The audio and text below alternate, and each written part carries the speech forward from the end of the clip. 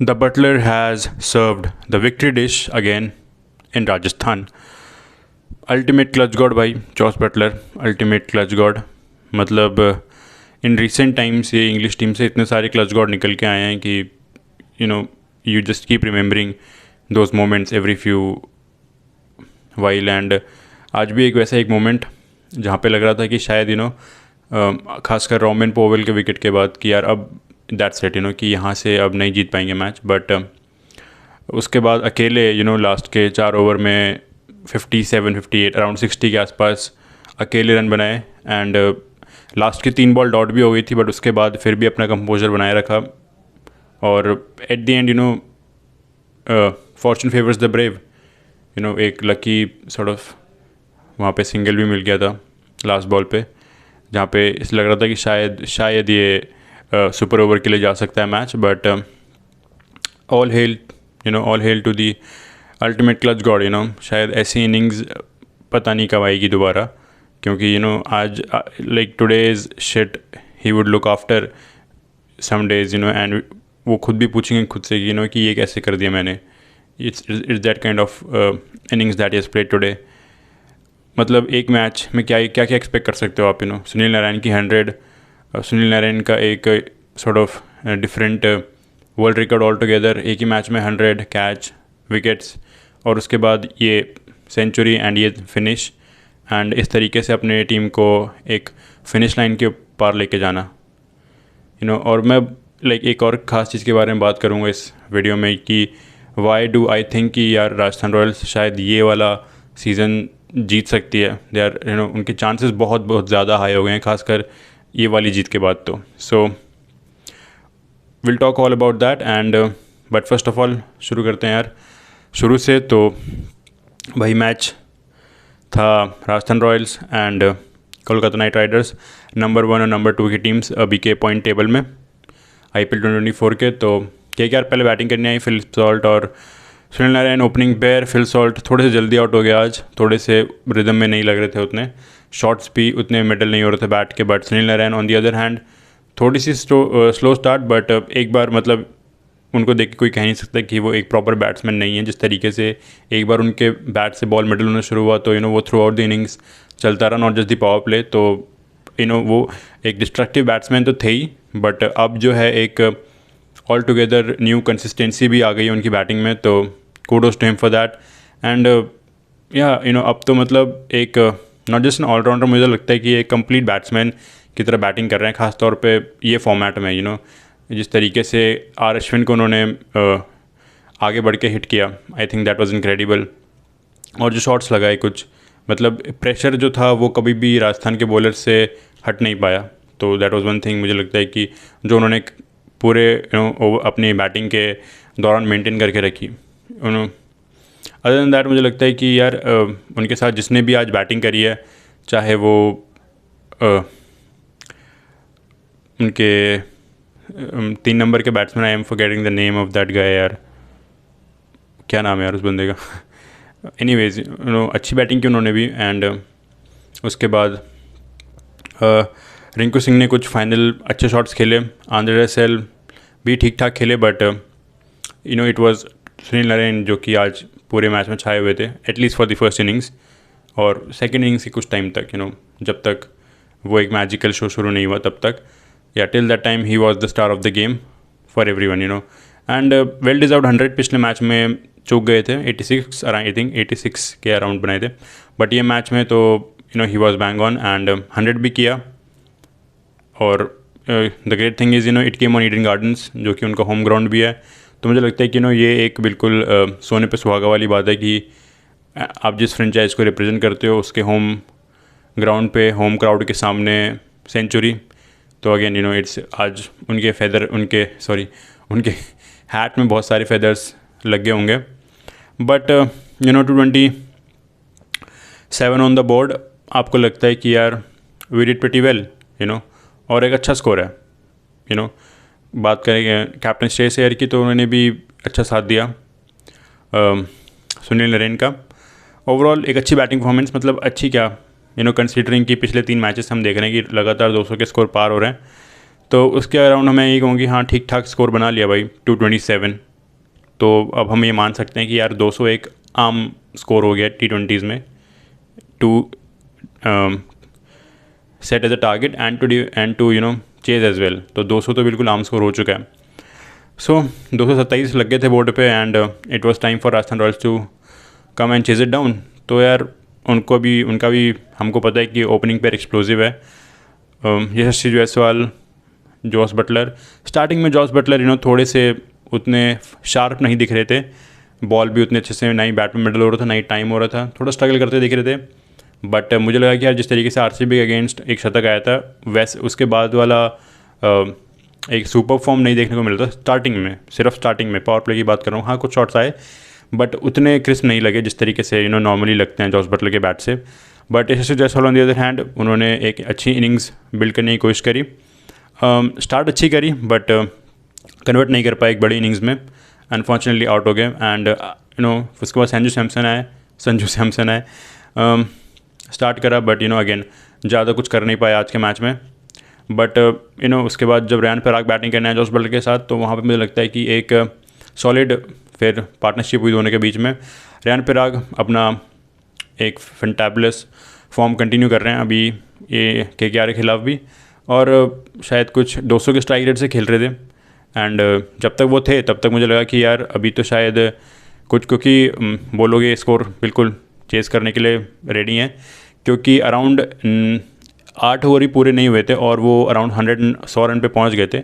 तो उस run rate को देखकर यही लग रहा था कि यार अगर ऐसे ही चलते रहेंगे और रेयान पराग 6-7 ओवर अगर और खेलते हैं तो RR शायद ये कंफर्टेबली मैच जीत जाएगा। But as luck would have it, वो आउट हुए। उसके बाद 2 और आउट हो गए, तो जहाँ पे वो सिर्फ 2 विकेट गिरे थे कुछ 97 पे, वहाँ पे 100 आते आते 2 और विकेट गिर गए थे। एक रेयान पराग का और उसके बाद हेटमायर का, जो कि मतलब सॉर्ट ऑफ एक अनफॉर्चुनेट सा विकेट था। But as the story has कि वो विकेट गिरा वहाँ पे। और उसके बाद आर अश्विन आए एंड वो मेरे को लगा कि यार थोड़ा सा शायद जो है ध्रुव जुरैल आए थे बीच में। बट ध्रुव जुरैल ने कोशिश करी बट नहीं, वो रन रेट के साथ कोप अप नहीं कर पाए एंड एंडेड अप लूजिंग इस विकेट। आज ज़्यादा कुछ नहीं कर पाए। तो उसके बाद जब आर अश्विन आए बैटिंग करने के लिए, तब मुझे लगा कि यार कि शायद ये थोड़ा सा रॉन्ग मूव है, क्योंकि भले ही आपको आर अश्विन शायद कुछ अच्छे शॉट्स लगा के दे भी देंगे इस पॉइंट ऑफ द गेम में, बट जो काम आपको रोमन पॉवेल से चाहिए अभी, जो इम्पैक्ट शायद रोमन पॉवेल ये पॉइंट पे से क्रिएट कर सकते थे, वो शायद मेरे अकॉर्डिंग आर अश्विन नहीं कर सकते थे। तो मेरे अकॉर्डिंग यार रोमन पॉवेल को उस पॉइंट पे आना चाहिए था आर अश्विन की जगह। बट जैसे टीम मैनेजमेंट ने अगर आर अश्विन को भेजा था तो यार कुछ सोच समझ कर ही भेजा होगा, they are the expert guys. But according to me शायद रोमन पॉवेल एक बेटर चॉइस हो सकते थे। This is my opinion. बाकी आप लोगों को क्या लगता है, you can tell me in the comments. But R Ashwin भी कोशिश कर रहे थे, एक बड़ा शॉट लगाने गए एंड अपनी विकेट दे गए। उसके बाद रोमन पॉवेल फाइनली आ जाते हैं एंड हाँ कुछ स्ट्रगल कर रहे थे स्पिन के अगेंस्ट, खासकर सुनील नरेन के अगेंस्ट स्ट्रगल कर रहे थे।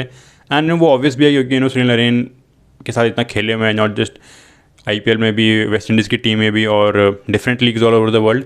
तो सुनील नरेन भी जानते हैं कि किस तरीके से रोमन पॉवेल को शांत रखना है, तो वो सक्सेसफुली कर रहे थे। बट फिर जब एक बार फास्ट बॉलिंग आई आंद्रे रसेल की, तो उन्होंने भी थोड़ा सा अपना फ्री फ्लोटिंग शॉट्स खेलने शुरू किया और अच्छे लग रहे थे। 13 में 26 बनाए, 200 के स्ट्राइक से खेल रहे थे। और वो जिस पॉइंट जब 6 ओवर में कुछ अराउंड 96 के अराउंड रन चाहिए थे, तब उन्होंने एक्सलेट करना शुरू किया था। और जिस तरीके से उन्होंने करना एक्सलेट शुरू किया, मुझे लगा कि यार बिल्कुल अब वो शायद जिता भी सकते हैं मैच को, क्योंकि जिस तरीके से उनका एक खेलने का तरीका है। तो अगर वो चल गए तो भैया फिर तो मैच बिल्कुल RR के फेवर में जाने वाला है। बट एज जैसे कि स्टोरी बढ़ी आगे कि भाई नहीं कर पाए और वो एक ऐसे तरीके से आउट हुए, मतलब जो शायद मैं सोच नहीं रहा था कि क्योंकि सुनील नरेन बाहर गए हुए थे और लग नहीं रहा था कि वो वापस बॉलिंग करने आएंगे। बट वो आए, उन्होंने बॉलिंग करी और उसी ओवर में उन्होंने रोमन पॉवेल को आउट कर दिया, वो भी LBW। तो एक और ट्विस्ट आ गया था। और ये सबसे बड़ा ट्विस्ट मेरे को लगा, क्योंकि यार ये लास्ट पेयर था बैटिंग का। तो इसके बाद कोई खास बैट्समैन बचा नहीं था। इट वाज ट्रेंट बोल्ट, उसके बाद ट्रेंट बोल्ट और आवेश खान वगैरह आने थे। तो मुझे लगा कि यार रॉबिन पॉवेल अगर आउट हो गया है अब इस ओवर में, तो फिर तो भाई बहुत मुश्किल होने वाला है उनका जीतना। बट उसके अगले ओवर में ट्रेंट बोल्ट थे और जब 5 ओवर में फिर उनको 60 के आसपास रन चाहिए थे, और फिर जॉस बटलर ने एक बिल्कुल डिसीजन ले लिया कि भाई अब मैं ही खेलूँगा पूरे ओवर्स, एंड अगर मेरे से बनेंगे नहीं बनेंगे तो आउट होगा। तो उन्होंने शुरू किया और हमने देखा कि दूसरी तीसरी बॉल पे सिंगल की अपॉर्चुनिटी पर उन्होंने लिया नहीं। तो वहाँ पे पता लग गया था कि यार अभी माइंडसेट बिल्कुल क्लियर है कि कि अगर मारना है तो मेरे को मारना है, वरना अगर विकेट जाएगी तो फिर जाएगी, इट आई वोंट केयर। लेकिन वो मारते गए और शॉट्स लगते गए और it all came down to that point जहाँ पे शायद कुछ 33 रन उनको चाहिए थे, कुछ 15-16 बॉल्स से, हाँ, तो 14-15 बॉलों में 33 रन के अराउंड चाहिए थे। और वहाँ पे एक वाइड हो जाती है, मिचेल स्टार्क ओवर डाल रहे थे और वहाँ पे एक वाइड हो जाती है और वो वाइड बाउंड्री पे भी चली जाती है।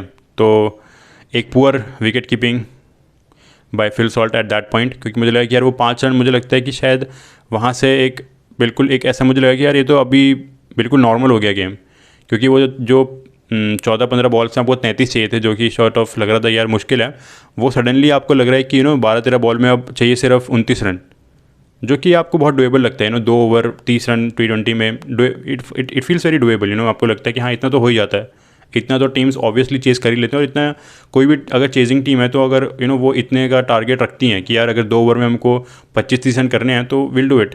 और यहाँ भी वही इक्वेशन हो गई थी कि 2 ओवर बचे हैं और 27-28-29 रन आपको चाहिए। और उसके बाद वो जो सेकंड लास्ट ओवर था हर्षित राणा का, इनएक्सपीरियंस्ड डेथ बॉलिंग थोड़ी सी आज एक्सपोज हुई है और दिखा है कि यार एक्सपीरियंस नहीं है इस साइड को अभी when it comes to death bowling. तो हर्षित राणा ने वो ओवर डाला, बट वो जिस तरीके से ओवर डाला, एक शॉर्ट बॉल, और अगर आप इंग्लिश बैट्समैन को शॉर्ट बॉल दोगे तो यार सबको पता हो क्या करने वाला है उसका। तो उस ओवर में एक शॉर्ट बॉल, फुल टॉस, और उनके रडार में बॉल आती गई और बाहर जाती गई, और वो एक बहुत ही हाई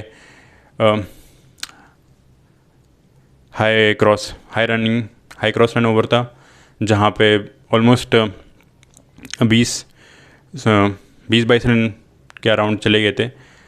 सॉरी 20-22 नहीं, अराउंड 18-19 रन आ गए थे उस ओवर में, सिर्फ उस ओवर में हर्षित राणा के अकेले। और लास्ट ओवर तो वरुण चक्रवर्ती को डालना था, और मतलब शायद हो सकता था कि कोई और का ऑप्शन वो करते, बट वरुण चक्रवर्ती ने डालने भी हैं पिछली कई सीजन हमने देखा उन्हें डेथ ओवर में डालते हुए, तो वो उनकी चॉइस थे श्रेयस अय्यर की। अब गलत या सही है तो मैच के बाद के डिस्कशन में मालूम पड़ेगा, बट उन्होंने ओवर डाला और पहली बॉल पे जब छक्का आया तो मुझे लगा कि यार ये दिस इज़ लाइक ये एक बिल्कुल फिल्म स्टोरी की तरह हो गया कि भाई अब because what you require now, आपको 11 चाहिए थे 6 में, छक्का लग गया है, अब 5 चाहिए आपको, बाकी यू नीड 3 आउट ऑफ 5, आपको लास्ट में 3 चाहिए 5 बॉल में, तो 9 चाहिए थे आपको 6 में, और अब आपको छक्का लग गया पहली बॉल पे, तो आपको 3 चाहिए 5 में, और उसके बाद की 3 बॉल लगातार 3 बॉल डॉट हो जाती हैं।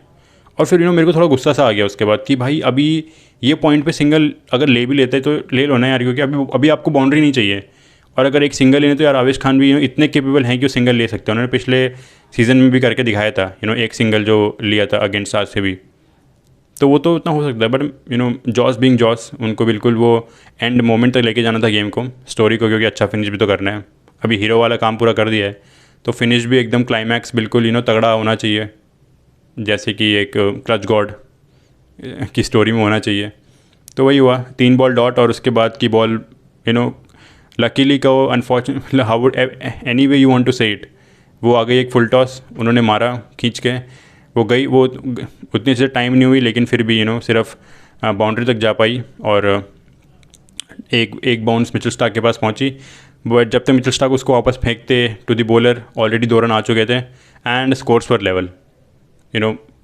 पर्सनली समवन लाइक मी, जो कि हर बार सॉर्ट ऑफ मेरे को आदत है थोड़ी सी अंडरडॉग को सपोर्ट करने की गेम्स में, एक्सेप्ट RCB, मैं RCB के गेम्स में अंडरडॉग को सपोर्ट नहीं करता, अदर देन RCB मैं जिस भी गेम में देखता हूँ मैं अक्सर उस टीम को सपोर्ट करता रहता हूँ जो अंडरडॉग है, तो एक्सेप्ट मैंने कहा जैसे कि RCB and my favourite team that is CSK। उनके अलावा मैं किसी भी गेम में हमेशा अंडरडॉग को सपोर्ट करता हूँ। तो at this point as an supporter of the underdog that was Rajasthan Royals in this game, मैं तो भाई खुश था कि भाई स्कोर लेवल हो गए एटलीस्ट, कि यहाँ से चलो हारेगी तो नहीं। तो जॉस बटलर का जो ये इतनी मेहनत है कुछ तो काम आई गई। और अगर आपने देखा होगा मैच तो उन्होंने सेलिब्रेट नहीं किया था क्योंकि उनका 100 हो गया था पहली बॉल पे छक्के के साथ, बट उन्होंने सेलिब्रेट नहीं किया। जब उन्होंने वो लास्ट बॉल पे सिंगल लिया जो उनका मैच विनिंग रन था, तब जाके उन्होंने सेलिब्रेट किया along with the happiness of winning the match. और ये मैच लास्ट बॉल पे जाके ख़त्म हुआ है और लास्ट बॉल पे राजस्थान ने अपनी विक्ट्री दर्ज करी है ये गेम में। एंड शायद ऐसा गेम अब मुझे नहीं लगता हमें कब देखने को मिलेगा, क्योंकि पिछले 2-3 गेम 200 वाले तो हुए हैं, लेकिन हर गेम में हमें पता था कि यार वो मार्जिन जो है वो रह ही जाएगा लास्ट में। हमें CSK वर्सेस MI गेम में भी पता था कि लास्ट में वो 15-20 रन का मार्जिन रह जाएगा। हमें कल के गेम में भी पता था कि यार वो लास्ट में 20-25-30 रन का मार्जिन रहने ही वाला है। और आज भी मुझे आज भी थोड़ा लग रहा था कि यार हाँ, अगर 200 होते तो शायद हम कहते कि हाँ हो जाएंगे, लेकिन 228 तो वही 15-20 रन का जो एक्स्ट्रा मार्जिन है वहाँ पे वो KKR सॉर्ट ऑफ एडवांटेज में चल रहा है। बट जिस तरीके से आज जॉस बटलर ने एक इनिंग्स खेली है, I think hats off to him क्योंकि ये ऐसे इस पॉइंट से इस तरीके के मैचेस में कम बैक करना और जीतना, तो it's something like a clutch God moment for me witnessing it live. ये बेन स्टोक्स पहले ऐसा कर चुके हैं, अगर आपको याद हो तो शायद 2020 में when he was playing for Rajasthan Royals eight that point वो एक बहुत तगड़ी इनिंग्स थी। और उसके बाद आज so this English team English team में है कुछ क्लच गॉड्स तो definitely. And what a match, मतलब ये मैच तो मैं मतलब इट्स वर्थ रिमेंबरिंग क्योंकि बहुत कम मतलब हाई स्कोरिंग मैचेस बहुत होते हैं, लेकिन बहुत कम ऐसे मैचेस होते हैं जो हाई स्कोरिंग हो और उनमें उतना ही थ्रिल बच जाता है till the very last ball of the game. Generally हम देखते हैं कि थ्रिलिंग मैचेस वही वाले होते हैं जो शायद थोड़े लो स्कोरिंग होते हैं और जहाँ पे मैचेस आखिरी बॉल तक जाते हैं। बट कंट्रास्ट हुआ आज के गेम में एंड एक हाई स्कोरिंग मैच जो कि गया लास्ट बॉल तक, और लास्ट बॉल पे राजस्थान रॉयल्स ने अपनी जीत दर्ज करी है। एंड जैसे कि मैंने कहा है ना स्टार्टिंग में कि डिस्कस किया था कि जिस तरीके से वो खेल रहे हैं, क्योंकि इस तरीके के मैचेस जब आप जीतते हो ना तो आपकी टीम में डगआउट में एक अलग तरीके का मैसेज जाता है, एक अलग तरीके का कॉन्फिडेंस और एक अलग तरीके का मोटिवेशन टीम के अंदर आ जाता है। और ये ना एक क्वालिटी है किसी भी चैम्पियन टीम की जो चैम्पियन बनती है आगे चलकर, कि उनके मैचेस जो है ना वो लगातार मैचेस जीतने की उनकी एक हैबिट हो जाती है। चाहे मैचेस आसान हो या मुश्किल हो, वो कंटिन्यूसली मैच जीतने की कोशिश करते हैं और मैच जीतते रहते हैं। तो अगर आपको याद हो जब CSK अपने जो सीज़न जीती है, चाहे 2018 का सीज़न हो, 2021 का सीज़न हो, 2023 का सीज़न हो, तो वो लगातार मैचेस जीतती रही है। एक के बाद एक वो जो रेशियो होता है ना हार और जीत का, वो बहुत कम हो जाता है दैट डिफरेंस, कि वो कंटिन्यूसली आप मुश्किल मैचेस भी हो रहे हैं लेकिन आप समहाउ आप एज विनर निकल के आ रहे हो। और वही दिखता है कि वही टीम्स आगे चलकर ना सिर्फ टॉप 4 में ऊपर रहती हैं, टॉप 2 में रहती हैं, बल्कि वो आगे चल के IPL भी जीतती हैं। तो जिस तरीके से RR अभी चल रही है इस टूर्नामेंट में कि वो सिर्फ एक मैच हारी है और आपने देखा कि कैसा एक आज का मुश्किल मैच भी वो जीत गए हैं। और भले ही वो गेम लास्ट बॉल तक गया, लेकिन लास्ट बॉल पे उनको मैच में जीत मिली है और 2 पॉइंट्स मिले हैं, and with that they are on the number 1 position. तो मुझे लग रहा है कि यार शायद ये वाला सीज़न वो बहुत हाई चांसेस हैं कि जीत सकते हैं। हालांकि वो 2022 का सीज़न भी डिज़र्व करते थे जीतना, but unfortunately GT was there, मतलब unfortunately they couldn't do it, but GT did slightly well in that final game and claim the trophy. But ये सीज़न में मुझे लग रहा है कि शायद बहुत ज़्यादा चांसेस है, बहुत हाई प्रोबेबिलिटी है कि शायद RR एक विनर निकल के आए 2024 IPL के। ऑल्दो मेरी फेवरेट टीम नहीं है, बट स्टिल जिस तरीके के वो क्वालिटीज़ शो कर रहे हैं अपने हर एक गेम के साथ, और उनके जिस तरीके के हर एक मैच में मैच विनर्स निकल के आ रहे हैं अलग अलग मैचेस में, मुझे लगता है कि शायद this might be the season for Rajasthan Royals. So that's it for today, brilliant match. I will meet you guys in some another post match analysis video. Till then keep enjoying the game, and that's it from my side, and I'll see you in the next one. Thank you guys, thank you so much, bye.